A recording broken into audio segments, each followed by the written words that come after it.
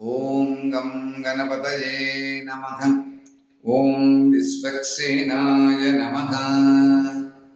మనము ఈ 7వ రోజున శ్రీ నృసింహ పురాణంలో సూతుల వారిని భరద్వాజుని అడిగినటువంటి ప్రశ్నకి రుద్రాది అనిసర్గ సృష్టులను ఆ ప్రజాపతి సంతతి గురించి తెలియజేసినటువంటి తదుపరి విషయాలని మనం ఈ 7వ రోజును తెలుసుకుంటున్నామని తెలియజేస్తూ, నమస్తే నరసింహాయ నమస్తే గుణసింధవే నమస్తే సార్వభౌమాయ జయ జయ శ్రీ లక్ష్మీ నరసింహాయ తే నమః.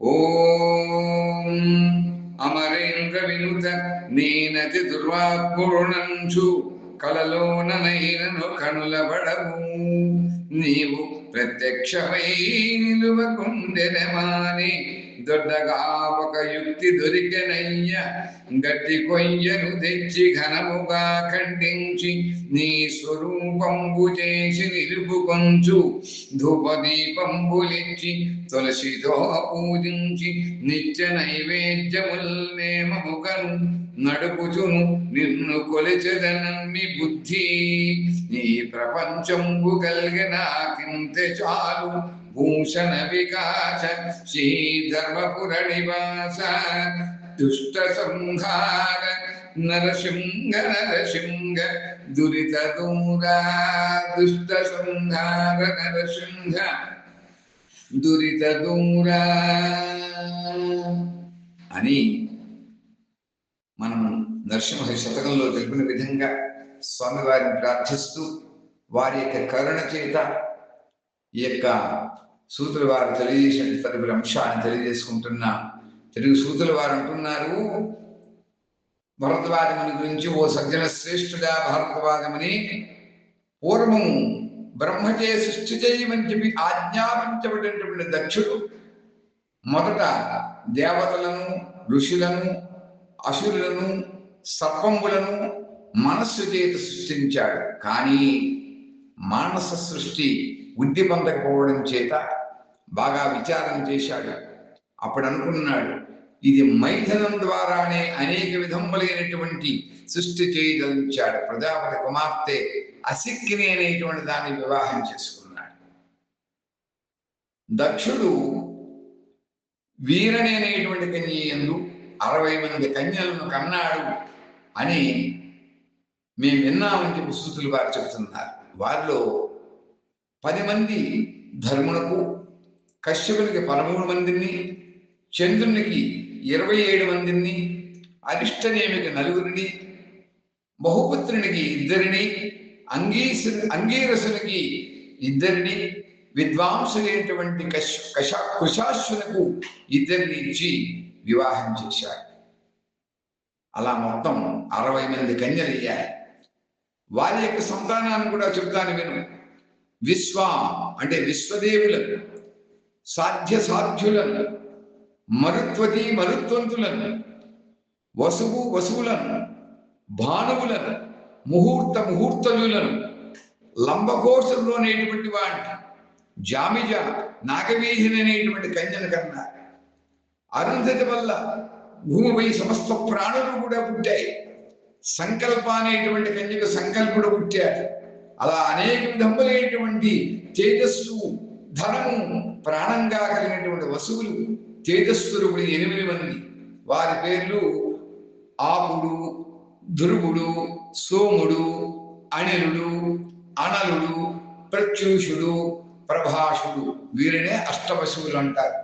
పితృదేవతల్లో మన ప్రథమ పితృదేవతల గురించి చెప్పేటప్పుడు మనము వసు రుద్ర ఆదిత్య రూప అని చెప్తాం.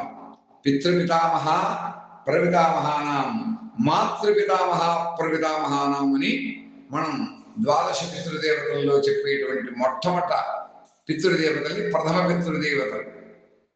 తర్వాత సర్వపితృదేవతలు ఆరాధన, విశ్వే దేవతల యొక్క ఆరాధన చేసుకుంటాం. పితృదేవతా కార్యక్రమంలో వారు వసువులు. ఆ వసువుల్లో ఆఖరిని పుట్టినటువంటి వాడు భీష్ముడు. అంచేత ఈ అష్టవసువుల్లో పితృదేవతా స్వరూపంలో ఆ ప్రథమ పితృదేవత స్వరూపం వసురూపం. అది పితృదేవతా స్వరూపం, మొట్టమొదటి పితృదేవతా రూపం. పితామహ రూపం అంటే తాతగారి యొక్క రూపం లేక నాయనం యొక్క రూపం రుద్ర రూపం. ప్రపితామహ అంటే ముత్తాత గారి యొక్క రూపం, ముత్తమ యొక్క రూపం ఆదిత్య రూపం. అందుకనే పితృపితామహ ప్రపితామహ అని పితృదేవతా కార్యక్రమంలో చేస్తూ గోత్రం చెప్పుకుని ఆడ పిమ్మట వసురుద్ర ఆదిత్య రూపేభ్య అని చెబుతారు పితృదేవతకి. ఆ వసువులే ఈ అష్టవసువులు అని మనం చెప్తా ఉన్నాం. అది ఇప్పుడు మనం ఇక్కడ నృసింహపురాణంలో కూడా తెలుసుకుంటున్నాం. అందుకనే చెప్పారు, నమో దేవతాభ్యశ్చ పితృభ్యశ్చ యోగి మహాయోగీభ్యయేవ చ. నమో దేవతాభ్యః దేవతాభ్యో పితృభ్యశ్చ మహాయోగీభ్యయేవ చ. నమస్వధాయై స్వాహాయై నిత్యమేవ నమో నమః. ఎవరైతే ఈ శ్లోకమును ప్రతినిత్యము కూడా భక్తి శ్రద్ధలతో జపం చేస్తారో, పారాయణం చేస్తారో, మననం చేస్తారో వారందరికీ కూడా పితృ శాపములు గాని పితృ దోషములు గాని పితృ పాపములు కూడా తగలవని చెప్పేసి శాస్త్రములలో తెలియజేయడమైనది. ఎవరికైనా పితృదోషములు ఉన్నట్లయితే నమో దేవతాభ్యః పితృభ్యశ్చ మహాయోగీభ్యయేవ చ. నమస్వధాయై స్వాహాయై నిత్యమేవ నమో నమః అని ఈ జపం ఈ యొక్క శ్లోకాన్ని పెద్దల ద్వారా తెలుసుకుని తప్పకుండా నిత్యం పారాయణం చేసుకుని అందరూ కూడా పితృ దేవతల యొక్క అనుగ్రహాన్ని పొందాలని ఈ మధ్య భాగంలో భగవంతుడు తెలిపినటువంటి జ్ఞానం ద్వారా మనం తెలియజేస్తున్నాం. తిరిగి ఈ విషయాలు తెలుసుకుంటున్నాం. ఎవరైతే ఈ అష్టవసువులు అని తెలుసుకున్నామో అలా అష్టవసువుల్ని ఆ అష్టవసువుల యొక్క పుత్రులు మనుమలు వందల కొలది వేల కొలదిగా ఉన్నారు.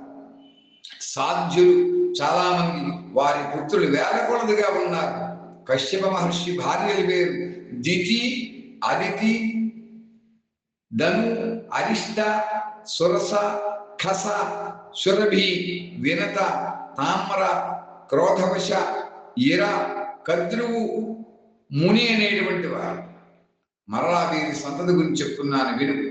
కశ్యపుడికి అదితి యందు మిక్కిలి శుభప్రదమైనటువంటి 12 పుత్రులు జన్మించారు. వారి పేర్లు భర్గుడు, అంశుమంతుడు, అర్యముడు, మిత్రుడు, వరుణుడు, సవిత, ధాత, వివత్సంతుడు, త్వష్ట, పూష, ఇంద్రుడు మరియు విష్ణువు.